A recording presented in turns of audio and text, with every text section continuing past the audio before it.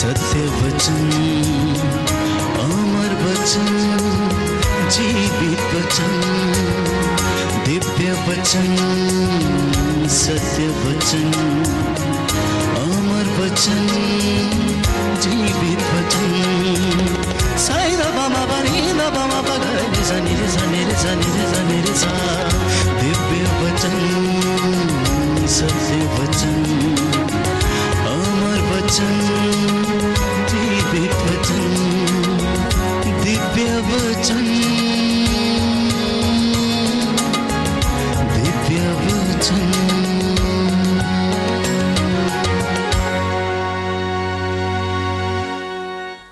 प्रियजनों,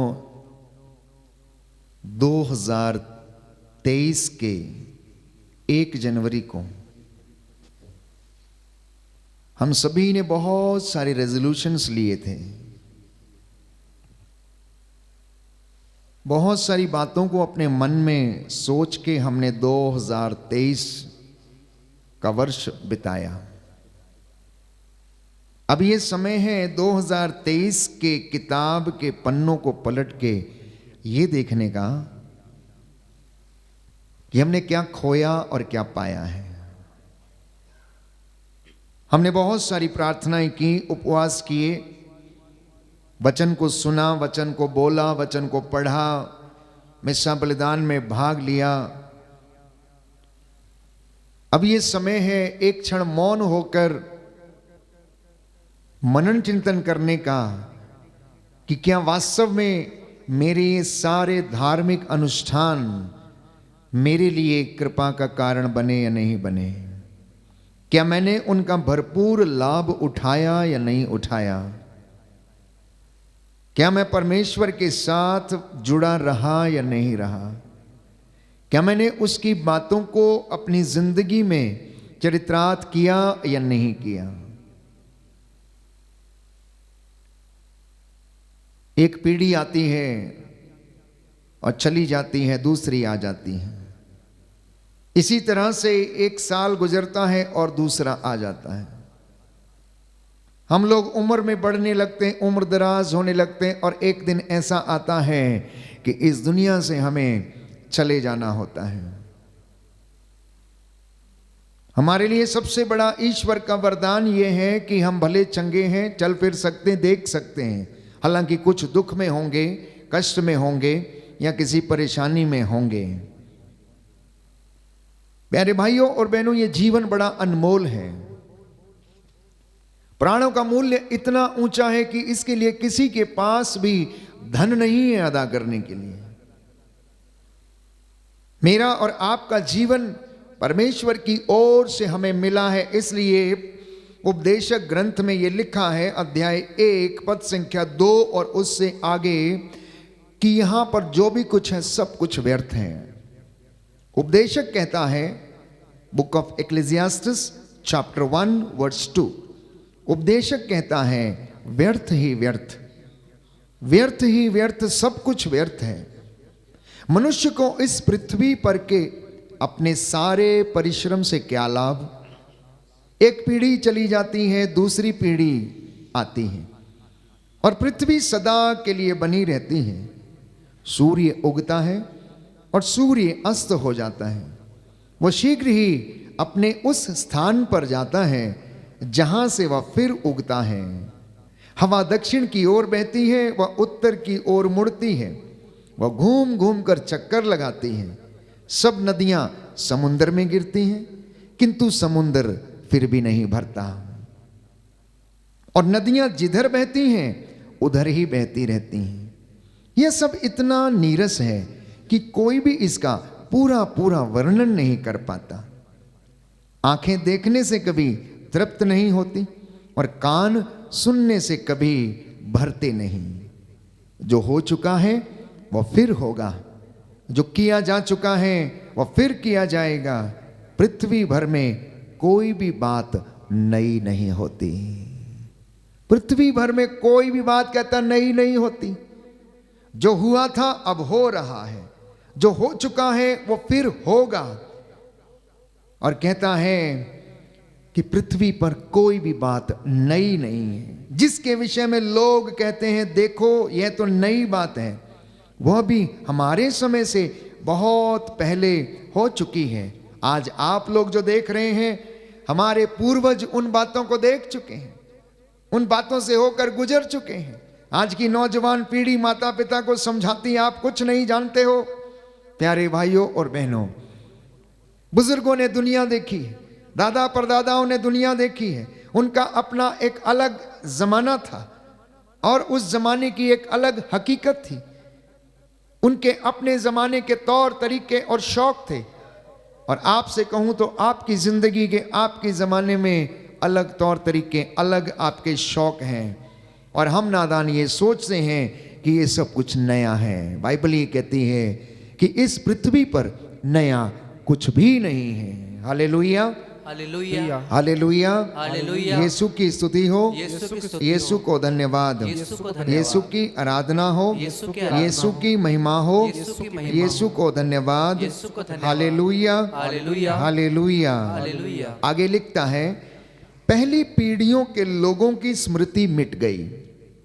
पहली पीढ़ियों के लोगों की स्मृति मिट गई, मतलब हमारे परदादाओं की और उनके भी दादा परदादाओं की स्मृतियां मिट गई, उनकी पीढ़ियां समाप्त हो गई और आने वाली पीढ़ियों की स्मृति भी परवर्ती लोगों में नहीं बनी रहेगी। ये जो पांचवी पीढ़ी की बात करते हैं ये भी मिट जाएगी, ये भी बनी नहीं रहेगी, ये भी चली जाएगी। लेकिन हमारे लिए आज महत्वपूर्ण क्या है? विश्वासियों के लिए, सारी दुनिया के लिए महत्वपूर्ण यह है कि परमेश्वर को आप और मैं धन्य कहें, धन्यवाद दें, क्योंकि उसकी मर्जी के बिना कुछ भी नहीं होता है। आज की इस मध्य रात्रि में प्यारे भाइयों और बहनों, लोग जश्न मनाने में डूब रहे हैं।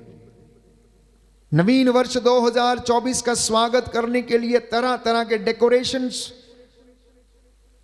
तरह तरह के क्रैकर्स का अरेंजमेंट्स, साज सजावट, डांस पार्टी, कैबरे और ऐसी तमाम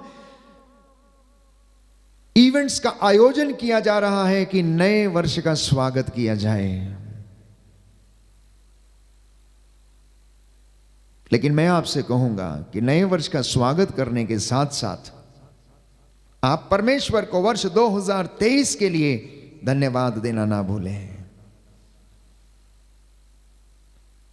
आज की इस मध्य रात्रि में जबकि मैं और आप परमेश्वर की हुजूरी में बैठे हैं धन्यवाद देने के लिए, तो हमारा कर्तव्य है कि हम उसे धन्य कहें और नवीन वर्ष के पहले दिन में हम मां मरियम की मध्यस्थता से प्रार्थना करें अपने जीवन के लिए, अपने परिवार के लिए, अपने बच्चों के लिए, अपने बेटे बेटियों के लिए, बहुओं के लिए, अपनी तमाम योजनाओं के लिए।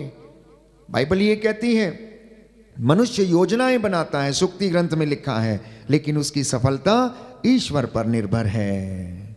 मनुष्य योजना बनाता है लेकिन उसकी सफलता ईश्वर पर निर्भर है। आप में से कई लोगों ने योजनाएं बनाई, हो सकता है किसी ने योजना बनाई होगी कि मैं अपना घर बनाऊंगा, लेकिन पूरा नहीं हुआ। किसी ने योजना बनाई होगी कि मैं कहीं पर जाऊंगा, लेकिन किसी कारणवश हो नहीं पाया। किसी ने योजना बनाई होगी कि मेरे परिवार में इस वक्त, इस साल मैं ऐसा करूंगा, लेकिन वो योजना पूरी नहीं हो पाई। जरा मनन चिंतन करके देखना कि आखिर क्यों मैं अपनी योजना में असफल रहा। मैंने आपके लिए वचन पढ़ा कि बाइबल ये कहती है कि मनुष्य योजना बनाता लेकिन उसकी सफलता ईश्वर पर निर्भर है। कहीं ना कहीं पर जब हमारी योजना असफल होती है तो मैं समझता हूं कि परमेश्वर का जो हाथ है वो हम पर नहीं रहता, वो हमसे दूर रहता है। हमारी किसी न किसी कमजोरी के कारण, हमारी किसी न किसी ऐसी बात के कारण जिसके कारण की आशीषें हमारे जीवन में रुकी रहती हैं। तो आज के इस दिन में जबकि हम प्रभु की हुजूरी में हैं, पवित्र आराधना में भाग ले रहे हैं, मेरा और आपका कर्तव्य है कि हम पूरे वर्ष 2023 में जो प्राप्त वरदान है उनके लिए धन्य कहें, उनके लिए धन्यवाद दें। भले आपका काम हुआ चाहे ना हुआ हो, भले ही आपको सुख मिला हो या दुख मिला हो, परंतु धन्यवाद देना मेरा और आपका कर्तव्य है। हो सकता है कि वो बातें जिन्हें मैं सोचता था, आप सोचते थे, पूरी नहीं हुई, लेकिन परमेश्वर कुछ और चाहता था हमारी जिंदगी में, हमारे परिवारों में कुछ और करना चाहता था। तो ये समय है उस बात को जानने का, परमेश्वर की योजनाओं को पूरा करने का। प्यारे भाइयों और बहनों, मैंने कहा बाइबल हमें बताती है कि यह जीवन अनमोल है। इसलिए संत पौलुस एफेसियों के पत्र में लिखता है कि आप लोग समय का पूरा पूरा लाभ उठाएं। ये समय बुरा है, ये दिन बुरे हैं। एक एक मिनट, एक एक सेकंड, एक एक क्षण मेरे और आपके लिए इंपॉर्टेंट है, क्योंकि बार बार पवित्र बाइबल हमें संदेश देती है कि यह जीवन अनमोल है, इसका मूल्य इतना ऊंचा है, प्राणों का मूल्य इतना ऊंचा है कि किसी के पास पर्याप्त धन नहीं है। इसलिए इस जीवन को नहीं गवाइएगा, इस जीवन का भरपूर फायदा उठाइए। इससे पहले कि मैं और आप इस दुनिया से चल बसें, कुछ कर गुजर जाना इस धरती के ऊपर यीशु के नाम पर, उसके जैसे बन के, उसके जैसे मनोभाव धारण करके, उसके जैसे सेवा करके, उसके जैसे क्षमा करके, उसके जैसे अपने भाई बहन और पड़ोसियों से प्यार करके। प्यारे भाइयों और बहनों, स्तोत्र संख्या 49 पद संख्या 9, प्रभु का वचन कहता है प्राणों का मूल्य इतना ऊंचा है कि किसी के पास पर्याप्त धन नहीं है। हालेलुया, हालेलुया, दाहिना हाथ उठाकर वचन दोहराएंगे, हालेलुया, हालेलुया। प्रभु का वचन कहता है प्रभु का वचन कहता है प्राणों का मूल्य इतना ऊंचा है प्राणों का मूल्य कि किसी के पास पर्याप्त धन नहीं है। किसी के पास पर्याप्त नहीं है। Hallelujah, hallelujah, hallelujah, hallelujah, hallelujah. Hallelujah. किसी के पास हमारी जिंदगी का और प्राणों का मूल्य नहीं है। इसलिए एक एक वचन मेरे और आपके लिए 100 आने खरा है। मैंने कहा यह दुनिया बड़ी रंगीली है और इसी के साथ साथ यह बड़ी हसीन भी है। और जहां एक तरफ यह रंगीली है और बहुत ज्यादा हसीन है, तो आप इतना याद रखिए कि इंसान एक तरफ आज पाप करता है तो दूसरी तरफ पुण्य कमाने की कोशिश करता है, एक तरफ भलाई करना चाहता है तो दूसरी तरफ बुराई करता है, एक तरफ झूठ बोलता है तो दूसरी तरफ सच बोलता है, एक तरफ अंधकार में रहता है तो दूसरी ओर प्रकाश में रहने की कोशिश करता है। ये इंसानियत, ये इंसान की हकीकत है। वो इसी तरीके का जीवन जीने की कोशिश कर रहा है। यही कारण है कि उसकी जिंदगी में बहुत सारा दुख है, परेशानी है, चिंता है, अशांति है, परिवारों में मनमुटाव है, लड़ाई झगड़े हैं। आप में से कितने परिवार हैं जो टूटे हैं, बिखरे हैं? आप में से जितने लोग मुझे सुन रहे हैं, मैं अब भी जानता हूं कि आप में से बहुत सारे लोगों ने एक दूसरे को क्षमा नहीं किया है, अपने भाई या अपने बहन को या अपने पड़ोसी को। आपका किसी ना किसी के साथ मनमुटाव है। क्या इसी तरह आप अपने जीवन में मनमुटाव रखकर जीते रहेंगे तो ईश्वर की आशीष कैसे आपकी जिंदगी में काम करेगी? उसकी ब्लेसिंग्स कैसे हमारी जिंदगी में काम करेगी? उसका आशीर्वाद कैसे हमारे फसलों पर या हमारे जीवन पर, संस्थाओं पर, बिजनेस पर, छोटी बड़ी दुकानदारी पर, या आप फड़ लगाते हैं उस पर उसका आशीर्वाद कैसे उतरेगा? ना जाने कितने ही लोग हैं। पवित्र बाइबल कहती है तुम मुझे ठगते हो। परमेश्वर ये कहता है तुम मुझे ठगते हो, कहता है तुम मुझे भेंटों में ठगते हो। जब तुम मंदिर में आते हो तो उस समय जो भेंट तुम लेकर आते हो उसमें तुम मुझे ठगते हो। क्या मैं ठगा जा सकता हूं? मलाकी का ग्रंथ अध्याय 3 पद संख्या 10, इस सुंदर वचन को हम पढ़ेंगे और प्रभु क्या कहता है हम जानने की कोशिश करेंगे इस वचन के द्वारा, और अपने अपनी जिंदगी में ये मनन चिंतन करके देखें कि क्या आपने ईश्वर को ठगने की कोशिश तो नहीं की। क्योंकि बाइबल ये कहती है कि ईश्वर को ना तो कोई ठग सकता है ना वो ठगा जा सकता है। Hallelujah, hallelujah, hallelujah, hallelujah, hallelujah. Hallelujah. Yeshu की स्तुति हो, यीशु की स्तुति यीशु को धन्यवाद, यीशु को धन्यवाद, यीशु की आराधना हो, यीशु की आराधना यीशु की महिमा हो, यीशु की महिमा हो, यीशु को धन्यवाद। यीशु को धन्यवाद। Hallelujah, hallelujah, hallelujah. हालेलुया। लिखा है मलाकी का ग्रंथ अध्याय 3 पद संख्या 6 से पढ़ेंगे। मैं प्रभु ईश्वर बदलता नहीं, इसलिए हे याकूब की संतान तुम्हारा विनाश नहीं हुआ। अपने पूर्वजों के समय से तुम मेरी विधियों की अवहेलना कर उनका पालन नहीं करते आए हो। तुम मेरे पास लौट आओ तो मैं तुम्हारे पास लौटूंगा। यह विश्वमंडल के प्रभु की वाणी है। तुम पूछोगे हम कैसे लौटें? क्या मनुष्य ईश्वर को ठग सकता है? फिर भी तुम मुझे ठग रहे हो। और तुम पूछोगे हम किस प्रकार तुझे ठग रहे हैं? तुम दशमांश और भेंटों में मुझे ठग रहे हो। कहता है तुम दशमांश और मंदिर में जो भेंट लेकर आते हो उसमें तुम मुझे ठगते हो। आगे लिखा है क्योंकि तुम मुझे धोखा दे रहे हो। तुम पर, हाँ, तुम्हारे सारे राष्ट्र पर श्राप लगा हुआ है क्योंकि तुम मुझे धोखा देते हो। तुम पूरा दशमांश और भेंटें मेरे भंडार के पास लेकर आओ जिससे मेरे घर में भोजन रहे। विश्वमंडल का प्रभु ये कहता है इसमें मुझे परख कर देख लो। मैं अपने बादलों को आज्ञा दूंगा और तुम पर भरपूर वर्षा की आशीष प्रदान करूंगा।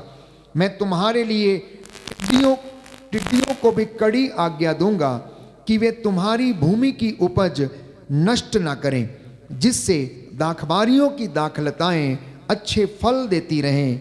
विश्वमंडल का प्रभु ये कहता है सभी राष्ट्र तुम्हें धन्य कहेंगे क्योंकि तुम्हारा देश एक मनोहर देश होगा। बोलिए आमीन, आमीन, हालेलुया, हालेलुया। यीशु की स्तुति हो, यीशु की स्तुति यीशु हो, को धन्यवाद, यीशु को धन्यवाद, यीशु की आराधना हो, यीशु की आराधना यीशु की महिमा हो, यीशु की महिमा यीशु को धन्यवाद, यीशु को धन्यवाद, हालेलुया, हालेलुया, हालेलुया। हालेलुया। अब आप कहेंगे कि बीते वर्ष में ना जाने कितनी समस्याएं थी, महामारी थी, बीमारी थी, रोग थे, युद्ध थे, ऐसी क्रांतियां थीं कि हम कुछ भी नहीं कर पाए।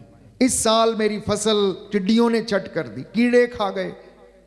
इस साल ये साल मेरा पूरा बेकार हो गया।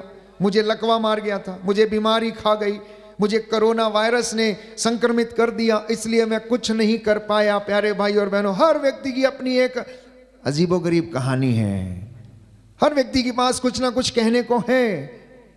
लेकिन इसके साथ साथ मैं और आप आज के इस आखिरी दिन में, वर्ष 2023 के आखिरी दिन में यहां बैठकर हमारा कर्तव्य क्या है? उन बातों को याद करना कि परमेश्वर हमसे क्या चाहता है और क्या करना चाहता है, हमारी जिंदगी में कैसे ब्लेस करना चाहता है। कहता है यदि तुम मेरी आज्ञाओं का पालन करो तो ये सारे वरदान तुम्हें मिलेंगे।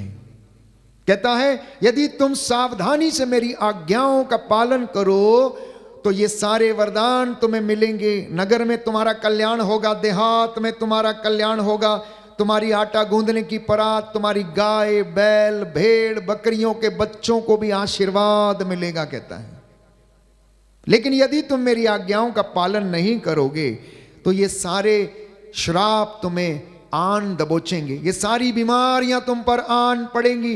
वो तुम्हें, जब तक तुम निर्मूल ना हो जाओ तब तक तुम्हारा पीछा नहीं छोड़ेंगी और तुम्हें दबोचती रहेंगी, क्योंकि तुमने मेरी आज्ञाओं का पालन नहीं किया है। बाइबल कहती है, प्रभु का वचन ये कहता है यदि तुम मेरी आज्ञाओं का पालन करो और उसका सावधानी से पालन करो, इन वचनों को अपने हृदय पर अंकित रखो, जिन वचनों को आज मैं तुम्हें सुना रहा हूं, तो तुम्हारा कल्याण होगा, तुम दीर्घ आयु होगे, तुम्हारी आत्मा को जीवन मिलेगा और तुम्हारी जिंदगी में बहुत सारे आशीर्वाद तुम्हें मिलेंगे।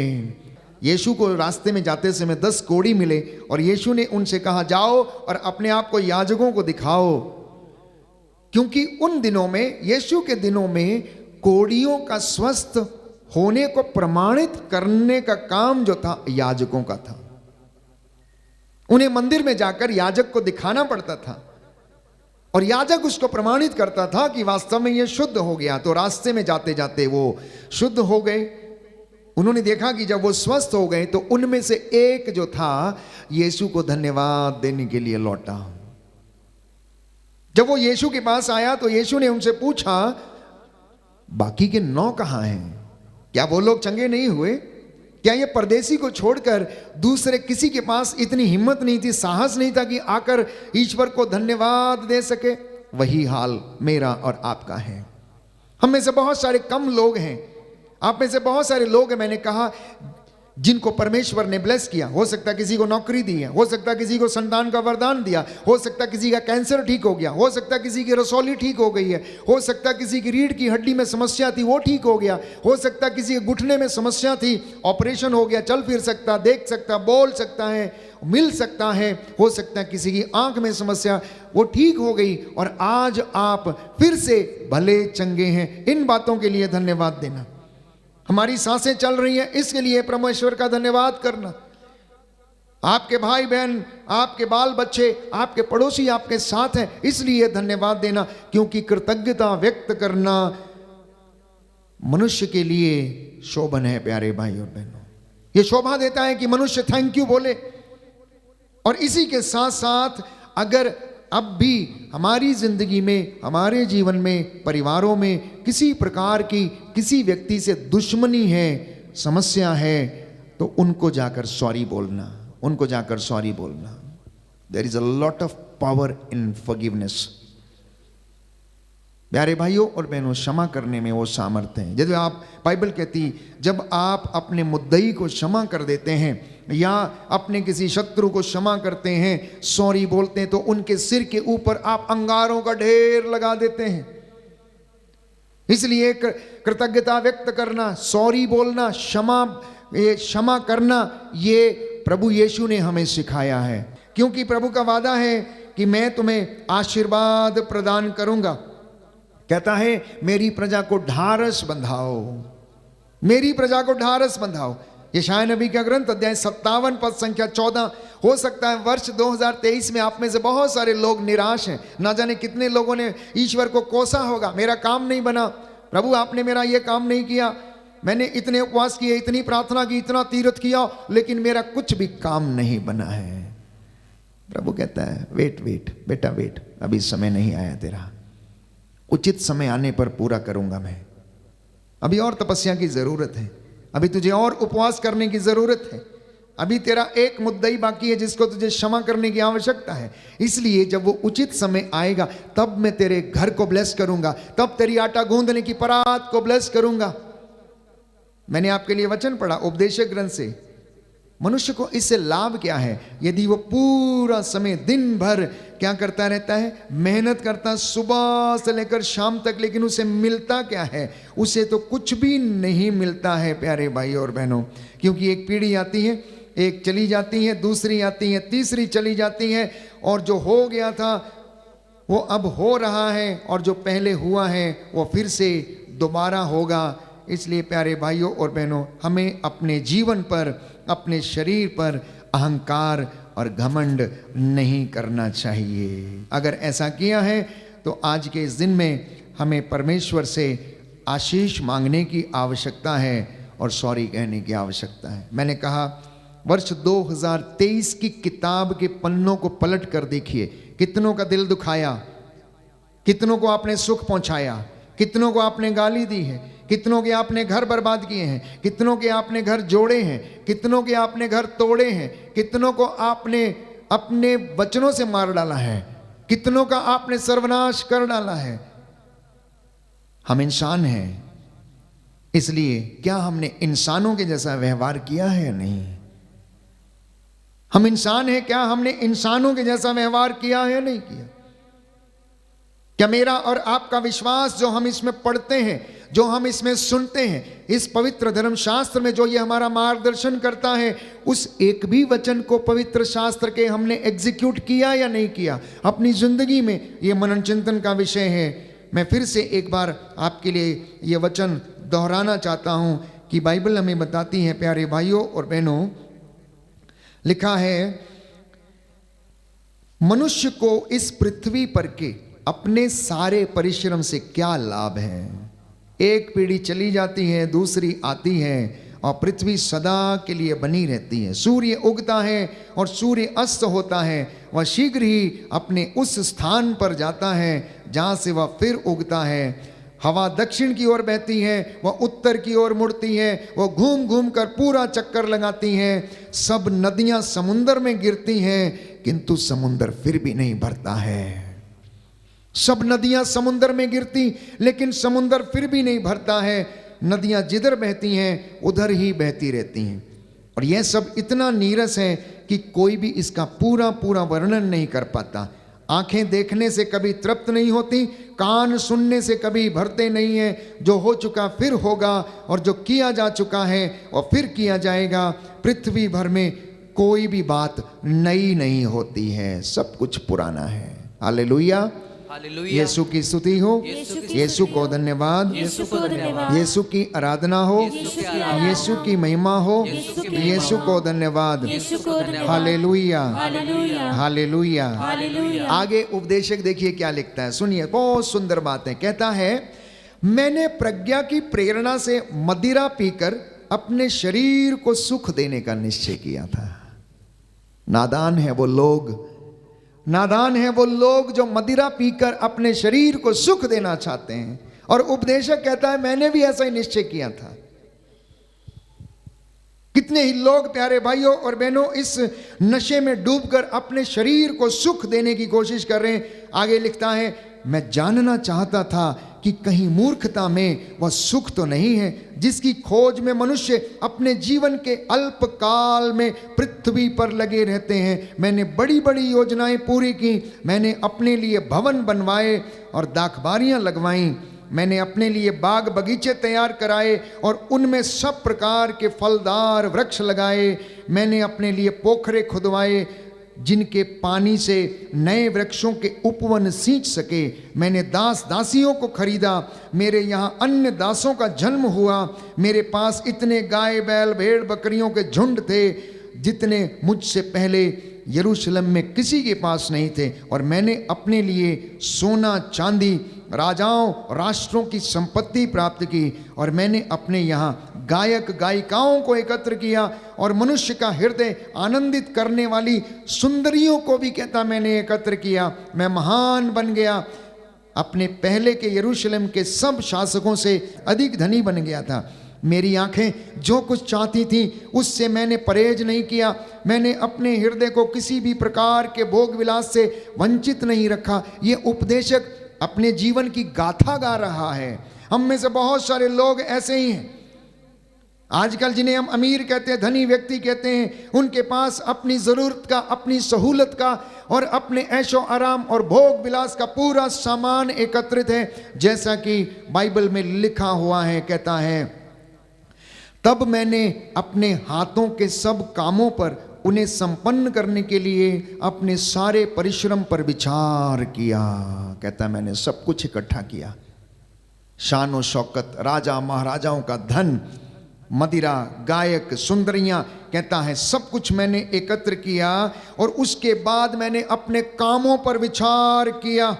लिखा है, तब मैंने अपने हाथों के सब कामों पर और उन्हें संपन्न करने के लिए अपने सारे परिश्रम पर विचार किया। और मैंने देखा कि यह सब व्यर्थ है और हवा पकड़ने के बराबर है, पृथ्वी पर उससे कोई लाभ नहीं होता। इसके बाद मैंने प्रज्ञा, पागलपन और मूर्खता पर भी विचार किया।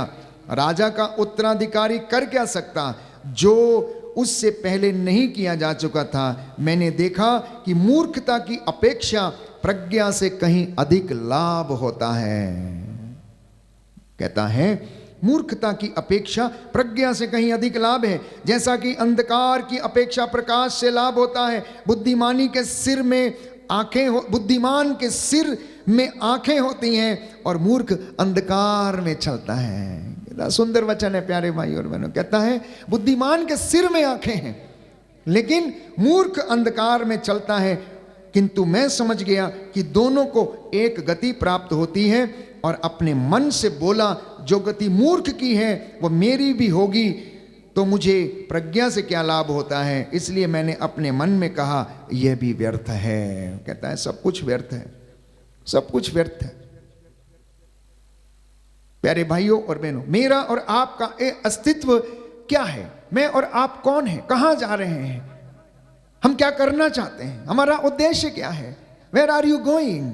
आप क्या पाना चाहते हैं? जिंदगी की ऐसी दौड़ धूप में आप चले जा रहे हैं, भागे जा रहे हैं, भागे जा रहे हैं, भागे जा रहे हैं। सुबह 4 बजे उठते हैं, तैयार होते हैं, 6 बजे गाड़ी पकड़ते हैं, 7 बजे दफ्तर पहुंचते हैं, रात को 7 बजे लौटते हैं, बच्चों के साथ मिल भी नहीं पाते हैं, बैठ भी नहीं पाते हैं, और पूरी जिंदगी भर आप काम करते रहते हैं और उपदेशक रहता है। इतना काम करने के बाद लाभ क्या है?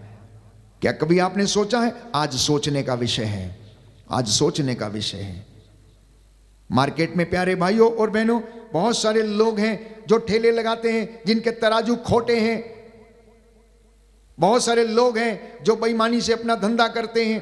परमेश्वर कहता मैं आलसी से घृणा करता हूं, मुझे खोटे तराजू से घृणा है, लेकिन मुझे सही बाट पसंद है। तो प्रभु का वचन ये कहता है कि हम झूठ बोलना छोड़ें, हम पवित्रताई में चलें, हम ईमानदारी और वफादारी का पट्टा अपने गले में पहने, हम ईश्वर के अधीन रहकर शैतान का सामना करें, और शांति का परमेश्वर शीघ्र ही शैतान को हमारे पैरों के नीचे कुचलेगा और आशीर्वाद प्रदान करेगा। बोलिए आमीन, आमीन। हालेलुया। हालेलुया। यीशु की स्तुति हो, यीशु की यीशु स्तुति को हो, धन्यवाद, यीशु को यीशु की धन्यवाद, आराधना हो। यीशु की आराधना हो। हे प्रभु यीशु, हे प्रभु यीशु, आपका वचन कहता है आपका वचन कहता है, मेरे वचन मेरे वचन आत्मा और जीवन है। आत्मा और जीवन है। हालेलुया। हालेलुया। हे प्रभु यीशु, हे प्रभु मैं इन यीशु, वचनों को मैं इन अपने वचनों जीवन को में अपने जीवन ग्रहण में करता हूँ। ग्रहण करता हूँ। Hallelujah, hallelujah, hallelujah, hallelujah, hallelujah. Hallelujah. पुनः एक बार मैं याद दिलाना चाहता हूँ कि अपनी अपनी जिंदगी की किताब खोलकर देख लेना। प्रभु के वचन सच्चे हैं और कड़वे हैं, और सत्य हमेशा कड़वा होता है, इसे सुनना आसान नहीं होता, लेकिन जो सुन लेता है उसकी जिंदगी बदल जाती है। जो सुन लेता है उसकी जिंदगी बदल जाती, लेकिन जो सुनना नहीं चाहता वो अपनी जिंदगी में कभी भी बदल नहीं पाता है। परमेश्वर यीशु के रूप में इस दुनिया में इसलिए आया कि मेरा और आपका जीवन बदले, मेरा और आपका परिवार बदले, मेरा और आपके परिवार में आशीषें आए, मेरे और आपके परिवार में बरकतें आए, आपकी संतानें उन्नति करें, आपके दाखबारियां फल उत्पन्न करें। आपकी दाखबारियां अर्थात आपका आंगन, और दाखबारियों के फल हैं आपके बच्चे।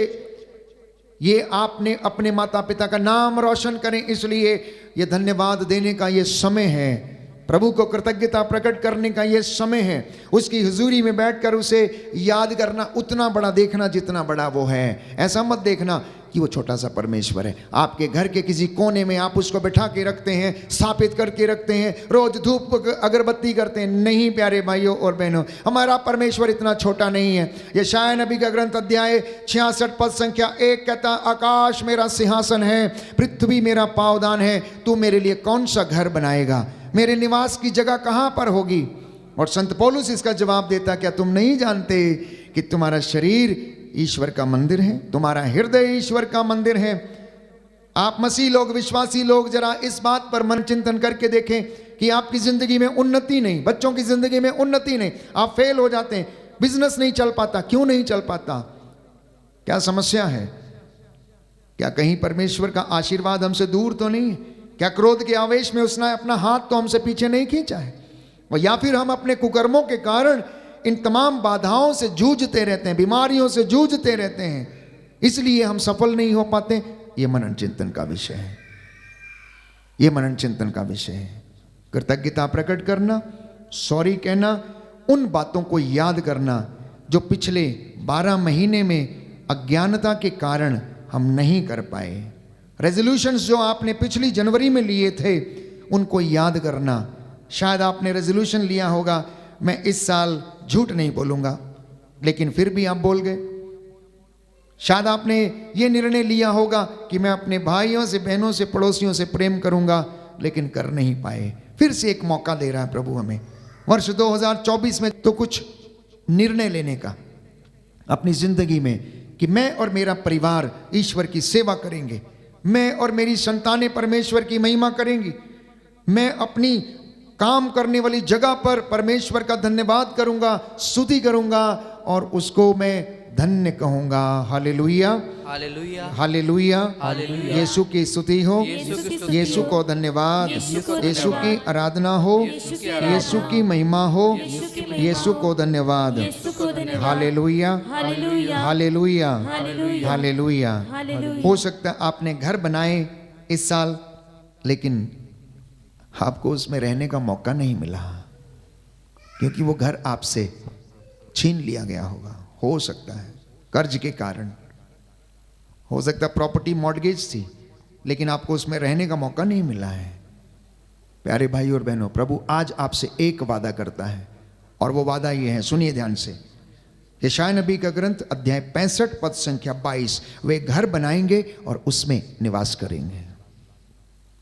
कहता तू अगर घर बनाएगा, I will make sure that you live in that. ये मेरा आशीर्वाद होगा तेरे लिए, अगर तू मेरी बातों को मानेगा, अगर तू मेरी कहे पर चलेगा। आगे लिखा है, वो दाखमारियां लगाएंगे और उसके फल भी खाएंगे, और अब वे लोग व्यर्थ परिश्रम नहीं करेंगे, बशर्ते कि वो मेरे रास्तों पर चलें, बशर्ते मेरी बातों को माने। और कहता है मैं इनके शत्रुओं का शत्रु बन जाऊंगा। कहता है मैं इनके शत्रुओं का शत्रु बनूंगा, इनके लिए युद्ध करूंगा, इनके लिए लड़ूंगा, और इन्हें मैं आशीर्वाद और उन्नति प्रदान करूंगा। बोलिए आमीन, हालेलुया।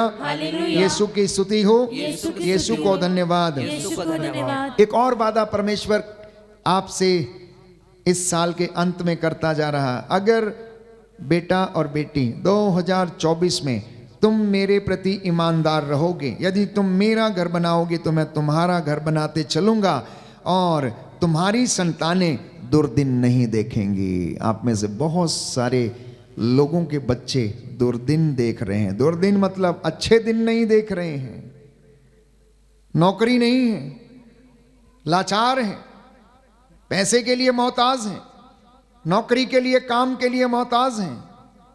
कैसे जीवन चलता है वे ही जानते हैं। तो प्रभु कहता है अब इनकी संतानें दुर्दिन नहीं देखेंगी, क्योंकि प्रभु का आशीर्वाद उन पर और उनके वंशजों पर बना रहेगा। कहता है उनकी दुहाई देने से पहले मैं उन्हें उत्तर दूंगा, और उनकी प्रार्थना पूरी होने से पहले मैं उसे स्वीकार करूंगा। बोलिए आमीन। दाहिना हाथ उठाकर वचन दोहराएंगे, हालेलुया, हालेलुया। यीशु की स्तुति हो, यीशु को धन्यवाद, यीशु की आराधना हो, यीशु की महिमा हो।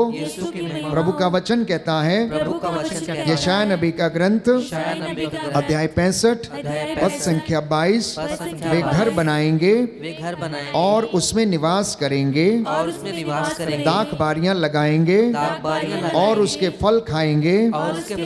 अब वे व्यर्थ परिश्रम नहीं करेंगे, उनकी संतानें दुर्दिन नहीं देखेंगी। प्रभु का आशीर्वाद उन पर और उनके वंशजों पर सदा सर्वदा बना रहेगा। उनकी दुहाई देने से पहले प्रभु कहता है मैं उन्हें उत्तर दूंगा, उनकी प्रार्थना पूरी होने से पहले मैं उसे स्वीकार करूंगा।